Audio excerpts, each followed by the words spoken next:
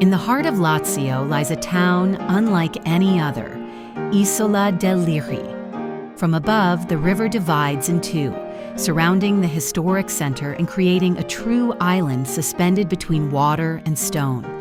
At its heart flows a wonder, the great waterfall of the Liri, plunging powerfully into the town itself. It is the only place in Italy where a waterfall runs through the center of a city, a spectacle of nature and history living side by side. Around the cascade rise noble palaces, medieval towers and narrow streets, each carrying centuries of tradition. The old paper mills and factories tell of a past where water was not only beauty, but also life and work, giving energy to an entire community. From the air, the contrast is striking. The white foam of the waterfall against the red roofs and stone walls, a harmony of nature and architecture shaped through time. At sunset, golden light touches the river.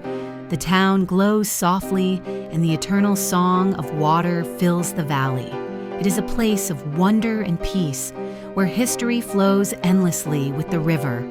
Isola del Liri, a rare treasure where water becomes the soul of the city, a harmony of tradition, nature, and timeless beauty.